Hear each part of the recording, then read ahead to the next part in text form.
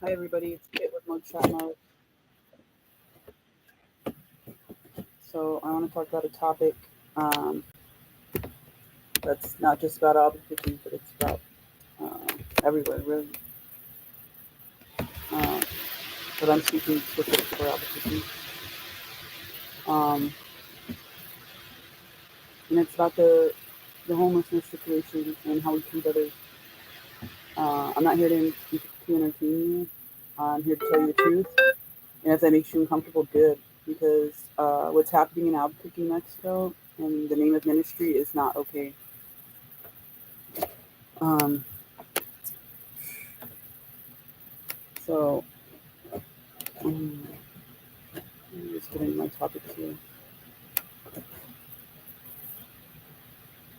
So, millions of dollars have been poured into the city to fight homelessness.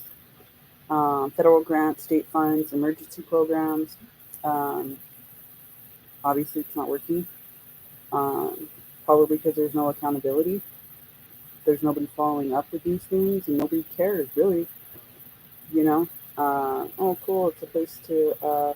It's either a place to sweep these people under the rug, or it is people with good intentions pouring money into these places, but not following up with them and what they're doing, and them being kind of fooled by these places, um, or these various places that just don't have good situations that are put in the middle of like the war zone, which is putting people back into the same area and situation where they're at risk because that's where all the drugs are at. That doesn't make any sense to me. They need to be away from that in a safe place. Um, so there's these, places I've experienced this with some of them, one more than others, where I experienced ministry abuse, where you know, I see that these people that are running these programs get nice vehicles, motorcycles, get to add on to their homes, um, get to, go on these nice vacations, and they control this environment through fear, through ministry abuse. They exploit the fact that these people are in a vulnerable situation. Um, they're on probation or they have nowhere else to go, but they really don't care about the outcome of these people. They're just there to run their businesses. You know what I mean? They mess up, they'll treat them like crap for it. It's just not a healing place. It's not right. These people are getting money to help the homeless and these people who, um, you know, need treatment for addiction and other things, behavioral health and trauma and stuff like that. And that's not what they're getting. That's definitely not what I received through this particular program. Thankfully, they were connected to a place that does offer healing. It just sucks that they're associated with, that place, and that place doesn't really check into it. Obviously, I don't know how that works. I don't know how they slip through the crack on that, honestly. But I'm speaking up about it right now. And that place is under its construction. Uh, just so you know, it's not a place that I'd recommend going to, especially for the women's side. Um, so I just received, uh, I just got re-traumatized basically. I'm back in therapy, because of the treatment I received under construction, which I have in another 30 minutes actually. Um, so where's the accountability for these places? Um, so I lived through this ministry abuse. I've seen leaders use God's name to control shame and silence. I've watched them buy new cars, take vacations, build their homes, while people claim to serve. Um, uh, they go to galas, they go to brunches, all these other things. But while there's people that are still suffering on the streets, this goes for churches too. Um, you're building onto these churches and making them so great and doing all these things and stuff like that. But there's people that are, this money can go somewhere else. Come on. You know what I mean? Do some real work. Um, Go out there and help these people. Care, pray, fast, anything. Um, God says in Ezekiel 34, woe to those shepherds who feed themselves. Should not the shepherds feed the flock? In Amos 5, hate your feasts, let justice roll down like waters. And in Isaiah 58, it is not this the fast I choose, to share your bread with the hungry and bring the homeless poor into your houses. Not threaten to kick them out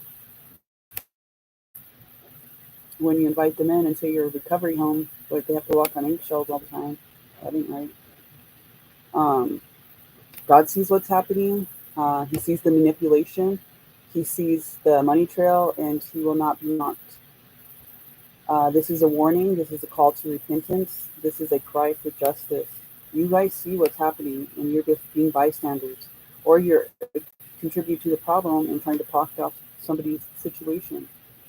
It's ridiculous. Yeah, I my PTSD got triggered in. I developed a stomach issue. I have documentation about that too. Just from all the stress and manipulation and just that goes on there. That should not happen in a recovery home. Um, but God sees all this. He's seeing this. Things like what Trump talks about, and how he refers to people. It's disgusting, and that just induces more hate too. Um, we should not be looking at people in a hateful way. I'm angry right now, but this is righteous anger. Uh, I'm upset for these people. Um,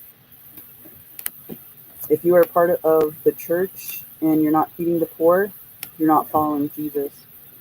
If you're a part of a ministry and you're not housing the broken, you're not building the kingdom.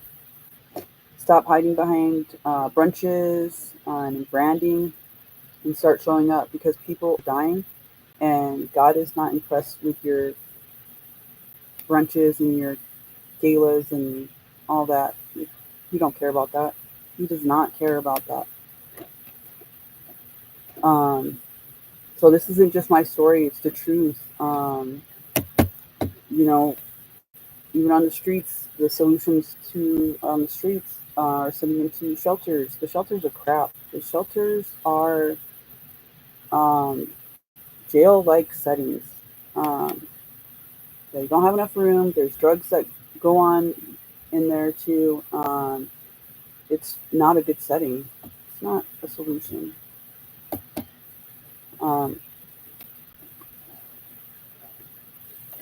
most people won't speak about this, but I am, and I know it'll turn people away, and that's okay. But it's the truth, um, and I'm very upset about it. But I will keep speaking about it too, um, and I hope others will too.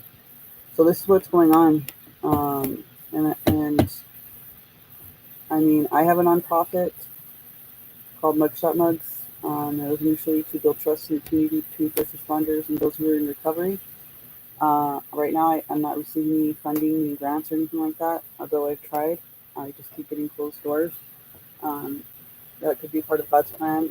It could just be how people are. I have no idea.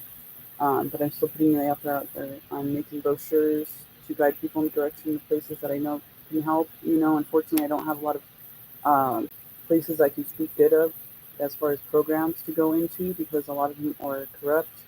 That aren't They're not helping. There's nobody that's holding them accountable to do their job. They get all this money, but what's the outcome? But I know I can initially direct them to a place where they can get behavioral health and detox, and that's what I have to offer right now, and support and encouragement and prayers and fasting. So that's what I'm doing.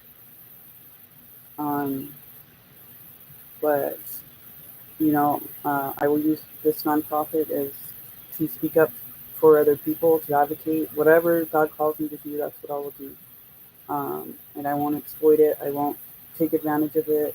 It's not about a platform. It's about what's right in God's will, and to serve Jesus, and or to be like Jesus and to serve. And so that's what I'm doing. Hi, everybody. It's Kit with Mugshot. That's in my 2 minutes. Okay. So I hope this reaches out to people, and feel free to leave any comments and share this, please, so we can get this information out. Look into it, and see what I'm saying is true. But God bless you, and I'm praying for the people that are on the streets, people that are in addiction, people that are locked up right now, people that are being mistreated, abused. I pray for these locations, these programs that aren't doing justice. I pray that the light is exposed. The light exposed the darkness, and the truth comes out. So,